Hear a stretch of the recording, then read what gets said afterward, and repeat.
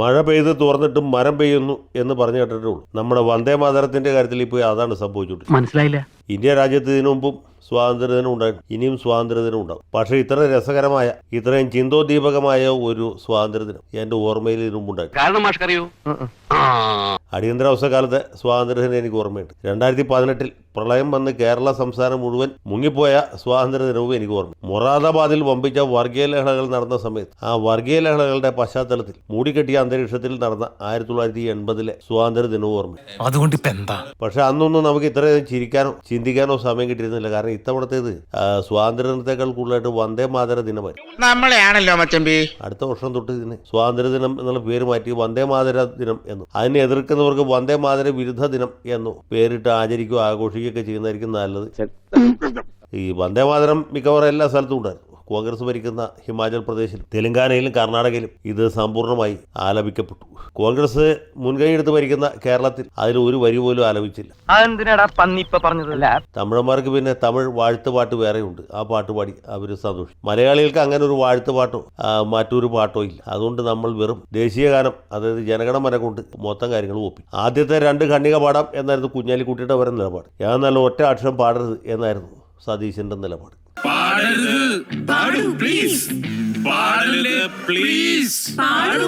അങ്ങനെ ഈ നാട്ടിലെ സകലമാന മുസ്ലിംകാരുടെ ജമാഅത്തെ ഇസ്ലാമിക്കാരുടെയൊക്കെ നഷ്ടപ്പെട്ടു പോയി എന്ന് നമ്മൾ വിചാരിച്ച വിശ്വാസം വീണ്ടെടുക്കാനായിട്ട് വി ഡി സതീശന് സാധിച്ചു. അതെന്റെ മറ്റൊരു ടെക്നിക്കാണ്. പൊതുജനത്തിന്റെ ഇടയിൽ വിശ്വാസം ഉണ്ടല്ലോ, ആ വിശ്വാസം എക്സ്പ്ലോയിറ്റ് ചെയ്യാ. ഏത് സാറ് കൊള്ളാലോ. അതുകൊണ്ട് തന്നെ വടക്കേ ഇന്ത്യയിലുള്ള ആളുകൾക്ക്, പ്രത്യേകിച്ച് BJP-കാർക്ക്, RSS-കാർക്ക് കേരളം തീവ്രവാദികളുടെ, തീവ്ര മുസ്ലിം മതവിശ്വാസികളുടെ ഒരു ഹബ്ബായിട്ട് മാറി എന്ന് ആരോപിക്കാനുള്ള അവസരവും പറഞ്ഞു. എനിക്ക് നിന്നോട് ഇത്തിരി ബഹുമാനം തോന്നിയിരുന്നു.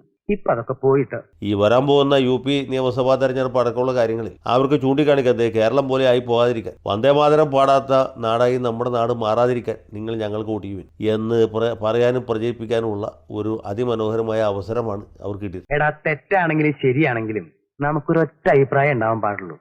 ആടിക്കളിക്കരുത്. പക്ഷേ AICC ആസ്ഥാനത്തെ ദേശീയ ഗാനാലാപമായിരുന്നു ഏറ്റവും ഗംഭീരം. ഗായക സംഘത്തിന് കൊടുത്തിരുന്ന നിർദ്ദേശം അതായിരുന്നു. കാരണം ഇപ്പോൾ ഈ ഗായക സംഘക്കാർക്ക് ഇത് അവസാനം വരെ പാടാനറിയാം. അപ്പോൾ സുജലാം സുഫലാമൊക്കെ കഴിഞ്ഞ് ബാക്കി ഭാഗങ്ങൾ പാടി കേട്ടപ്പോൾ രാഹുൽ ഗാന്ധി ശ്രദ്ധിച്ചില്ല. പുള്ളി വേറെ എന്തോ ആലോചിച്ചുകൊണ്ട്. അത് നമുക്ക് ആ ദൃശ്യങ്ങൾ കണ്ടാൽ മനസ്സിലായി.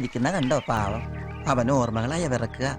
പക്ഷെ സോണിയാഗാന്ധിക്ക് സഹിക്കാൻ പറ്റില്ല. ഒന്നാമത് ഒരു ഇന്ത്യക്കാരി അല്ലല്ലോ, ഒരു ഇറ്റാലിയൻ വനിതയാണ്. ഈ വന്ദേമാതരം പോലെയുള്ള അസംബന്ധ നിർഭരമായ ഗാനങ്ങളൊക്കെ കേൾക്കുമ്പോൾ സ്വാഭാവികമായിട്ട് അവർക്കൊരു എന്താ പറയുക, ഒരു ഈർഷ്യ, അസഹിഷ്ണുത ഉണ്ടാവും. എന്താണെന്നറിയില്ല, എനിക്കിഷ്ടല്ല.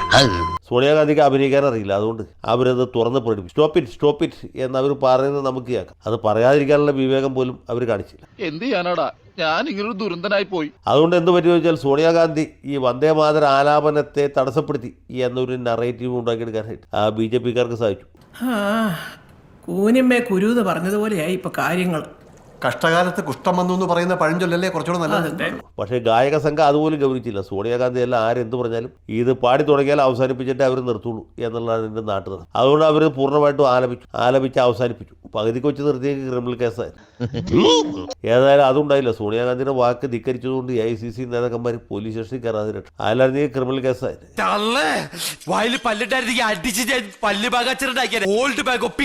സോണിയാഗാന്ധി പറഞ്ഞത് ഒന്നുകിൽ ഗായക സംഘത്തിന് മനസ്സിലായില്ല, അല്ലെങ്കിൽ മനസ്സിലാക്കി തന്നെ പാട്ട് നിർത്താനാണ് പറഞ്ഞത് എന്ന് അവർ ഗ്രഹിച്ച്, അതുകൊണ്ട് പാട്ട് അവസാനം വരെ പാടി അവസാനിപ്പിച്ചു. സോറി, അറിഞ്ഞോണ്ടല്ല, മനഃപൂർവ്വമല്ലേ. പിന്നെ ജയറാം രമേശ് പറഞ്ഞു, ഇവിടെ അങ്ങനെയാണ്, ഞങ്ങൾക്ക് വന്ദേമാതരത്തോട് പ്രത്യേകിച്ച് വിരോധമൊന്നുമില്ല. പക്ഷെ വേണുഗോപാലും പറയുന്നത് അങ്ങനെയല്ല, എന്തോ ആശയക്കുഴപ്പമുണ്ടായി. ഗായക സംഘത്തെ RSS-കാർ സ്വാധീനിച്ചോ എന്നുകൂടി സംശയമുണ്ട്. ഏതായാലും കോൺഗ്രസിന് ഇതുകൊണ്ട് പ്രത്യേകിച്ച് നാണക്കേടല്ലാതെ ഒരു നേട്ടമുണ്ടായി. നീ എവിടെ പരിപാടി അവതരിപ്പിച്ചാലും ഇത് തന്നെയാണല്ലോ നിന്റെ വിധി. ഒന്നാമത് അവർ ഭരിക്കുന്ന സംസ്ഥാനങ്ങളിൽ കർണാടകത്തിൽ, തെലങ്കാനയിൽ, ഹിമാചൽ പ്രദേശിൽ പൂർണ്ണമായിട്ട് ആലപിക്കും. AICC ഓഫീസിലും പൂർണ്ണമായിട്ട് ആലപിക്കും. ഇനി ഞങ്ങൾ വന്ദേമാതരത്തിന്റെ ആക്ഷേപകരമായ ഭാഗങ്ങൾക്കെതിരാണ് എന്ന് പറയാൻ പറ്റും, അത് പറയാൻ പറ്റും. പാർട്ടിക്ക് ചീത്തപ്പേരുണ്ടാക്കാനായിട്ട് ഓരോരുത്തർ ഇറങ്ങിക്കോളും. അന്യായം ചെയ്യുന്നവൻ പാർട്ടിയുടെ ഏത് ഉന്നത സ്ഥാനത്തായിരുന്നാലും മുഖം നോക്കാതെ നടപടിയെടുക്കുന്നതാണ് പാർട്ടി നയം, അറിയാലോ. അതേ സമയത്ത് ഈ വന്ദേമാതര ആലാപനത്തെ തടസ്സപ്പെടുത്തി എന്ന ചീത്തപ്പേരിൽ നിന്ന് രക്ഷപ്പെടാൻ പറ്റുമോ? അതും രക്ഷയും. അങ്ങനെ ഏത് കളി കളിച്ചാലും അവസാനം കോൺഗ്രസ്സുകാർക്ക് നഷ്ടമായിട്ടാണ് പരിണമിക്കുക. ഇവിടെ അത് തന്നെ സംഭവിക്കും. ഏതായാലും കഴിഞ്ഞത് കഴിഞ്ഞു. വേദനയോടെ നമുക്കത് മറക്കാം. അമിത്ഷാ പറയുന്നത് സോണിയാഗാന്ധി മാപ്പ് പറയണത്. സോണിയാഗാന്ധി മാപ്പ് പറഞ്ഞാലും പ്രശ്നം തീരൂല. സോണിയാഗാന്ധി മാപ്പ് പറഞ്ഞാൽ അവർ വന്ദേ മാതര ആലാപനത്തെ തടസ്സപ്പെടുത്താനാണ് ശ്രമിച്ചത് എന്ന കാര്യം ഇപ്പൊ തന്നെ എല്ലാവർക്കും അറിയാം. അത് അവർ കുറ്റം സമ്മതിക്കുന്നത് തുല്യവും. ഇനി അവർ മാപ്പ് പറഞ്ഞില്ലെങ്കിലോ, കണ്ടോ മാപ്പ് പോലും പറഞ്ഞില്ല എന്ന് പറഞ്ഞ് അതിന്റെ പുറത്തു ഇനിയിപ്പോൾ തെരഞ്ഞെടുപ്പിലും ആളുകൾ കിറുക്കിട്ട് ഊത്തി ചോദിക്കും. അതായത് കർണാടക മുതൽക്ക് കാശ്മീർ വരെയുള്ള എല്ലാ പ്രദേശത്തും ആലപിക്കുന്ന ഒരു ഗാനം, അത് കോൺഗ്രസിന്റെ ദേശീയ പാരമ്പര്യവുമായിട്ട് ബന്ധപ്പെട്ട ഒരു ദേശീയ ഗീതം, അത് എന്തുകൊണ്ട് നിങ്ങൾ ആലപിച്ചില്ല, പറയൂ കോൺഗ്രസ് എന്ന ചോദ്യം അവരെല്ലായിടത്തും അഭിമുഖീകരിക്കേണ്ടതായിട്ട് വരും. അയ്യോ നമ്മൾ പെട്ടടാ, എനിക്ക് എന്തിന്റെ കേടായിരുന്നു. ആ സമയത്ത് വേണുഗോപാലിൻ്റെയോ അല്ലെങ്കിൽ ഡി കുര്യാക്കോസിൻ്റെ ഒന്നും വചനങ്ങൾ ആരും ശ്രദ്ധിക്കുകയില്ല. ആളുകൾ ചോദിക്കാൻ പോകുന്നത് രാഹുൽ ഗാന്ധിയോടും അതുപോലെ ഖാർഗെയോടും മറ്റുള്ള നേതാക്കന്മാരോടും നേതാക്കളോടും വരും. ഇടിവെട്ടിയവരെ പിന്നെയും പാമ്പ് കടിച്ചോണ്ടിരിക്കുകയാണല്ലോ. ആ സമയത്ത് എ റഹീമിൻ്റെ സപ്പോർട്ടുകൾ ഇവർക്ക് കിട്ടുകയില്ല. റഹീം പറയുന്നത് കേരളത്തിൽ ഇത് ആലപിക്കാതിരുന്ന് ഇവിടെ DYFI ഉള്ളതുകൊണ്ട്, കാരണം ഇത് ആലപിച്ചിരുന്നെങ്കിൽ DYFIക്കാർ ഈ ഗായകരുടെ കൊങ്ങ കുത്തി പിടിക്കും അല്ലെങ്കിൽ വായ കുത്തി പിടിക്കുകയോ ചെയ്യുമായിരുന്നു എന്ന്.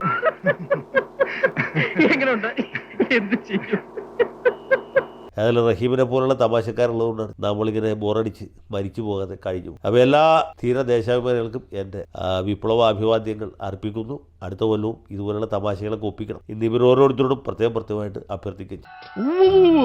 യഥം വലം നോക്കാതെ ചെയ്തിരിക്കും.